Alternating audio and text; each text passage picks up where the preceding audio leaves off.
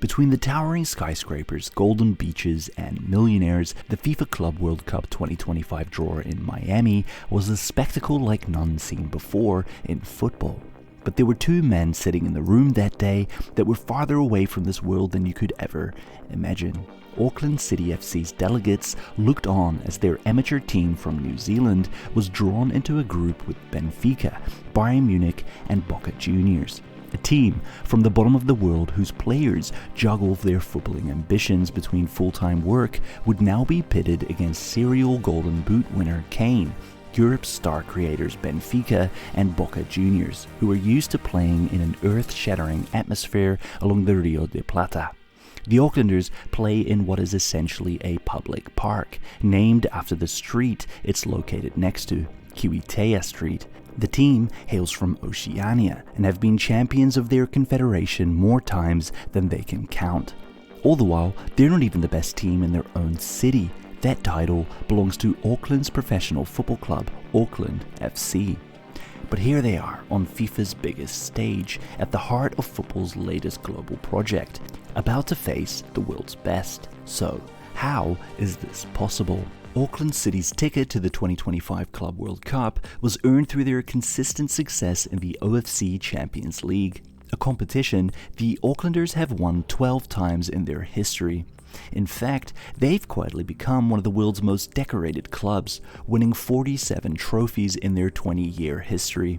The door for their success is left open by the fact their home, New Zealand, is a nation stuck between two confederations. Ever since Australia left the Oceania footballing family behind in 2006, they took their top league with them, leaving the two New Zealand professional teams in a pickle. They both play in the Australian A-League. FIFA views them as clubs representing the Asian Confederation.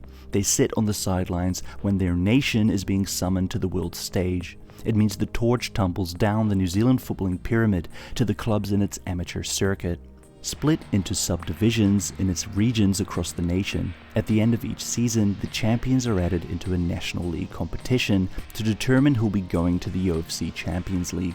As New Zealand is Oceania's strongest footballing nation, two amateur teams will be able to make the trip. They'll be joined by two clubs from nations like Fiji, Vanuatu, Solomon Islands, and Tahiti, while a preliminary stage rages between the weaker members to determine which of them get to throw their hat in the ring as well. On the surface, the competition might seem like a formality, as the strongest teams from New Zealand seem to dominate the charts year after year, winning 9 of the last 10 finals. But when we look closer, we can see a trend emerging. The tiny island nations have been getting stronger, and they've been pushing the New Zealanders to their limits. Take the Ifara Blackbirds from Vanuatu in 2023, forcing Auckland City into extra time in the semi-final, only to lose their place in the final by a single penalty kick. That final against Suva turned into a grueling 120-minute battle, with Auckland City only just scraping through. In a strange way, these stories will fuel Auckland City at the Club World Cup in 2025. For the tiny island nations like New Caledonia and Tahiti, the OFC Champions League is their Club World Cup. Everything is on the line for them. This is the golden competition where they can show their island power to the wider Oceania region. For them, Auckland City is Bayern, and Team Wellington is Benfica. It's a rarity in the modern game, in an era where everyone is only striving for the best to face the best. Fairy tale stories are hard to come by, and if any team knows the real magic to a competition like the Club World Cup, it's Auckland City. They might just be the only team at the tournament who regularly shake hands with that dying footballing ember every time they compete with their island neighbours.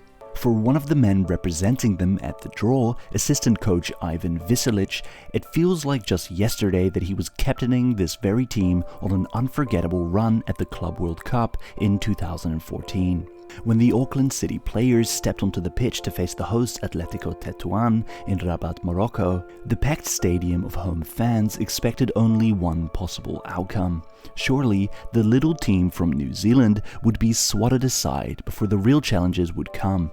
But there had been magic in the air on this Moroccan night, and it didn't favour the hosts.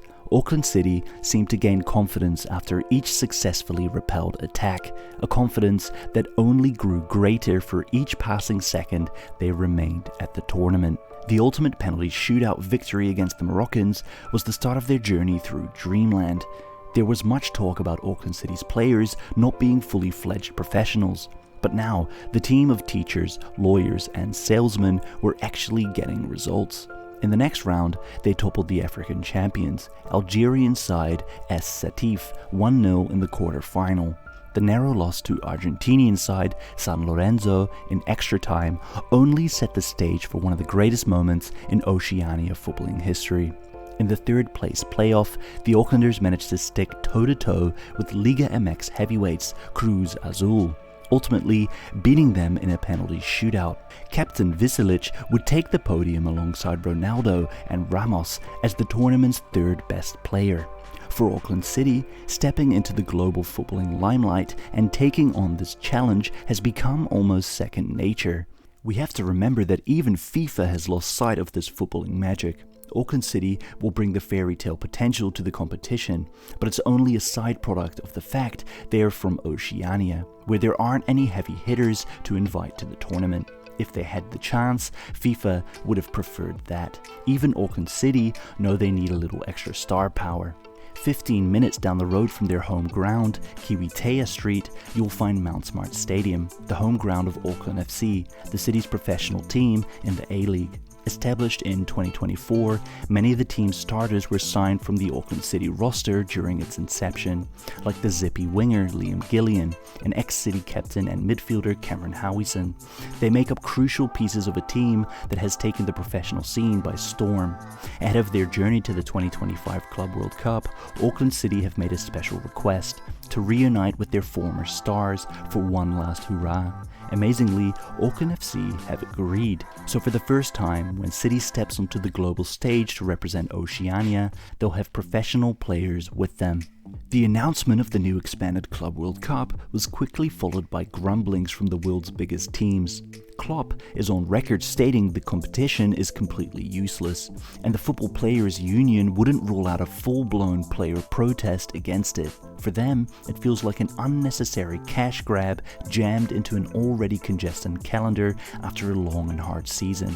It's a far cry from the competition's inception, born out of a glorious clash between the champions of Europe against the champions of South America in the Intercontinental Cup. Ironically, FIFA didn't want anything to do with these initial matches, but once they saw the international appeal, they suddenly wanted a piece of the pie. Today, these feelings have almost flipped. The legendary sides are busy perfecting their game in their respective competitions, and FIFA wants to lure them out by dangling the commercial potential like a carrot on a stick. It means Auckland City is a team caught in the crossfire of money, prestige, and the preservation of footballing heritage. But the Kiwi amateurs won't care about that. They travel to the United States full of hope and will represent Oceania with pride. And in doing so, remind us of a beautiful game which has started to falter in our modern world. Who knows, maybe just like in 2014, they'll catch the whole world off guard. I hope you enjoyed this video. If you did, don't forget to give it a like and subscribe to my channel for more videos like this. How do you think Auckland City will fare at the Club World Cup? Will you be watching the games, or do you think the tournament is completely unnecessary? Let me know in the comments below. I read every single one. Have a great day, and goodbye.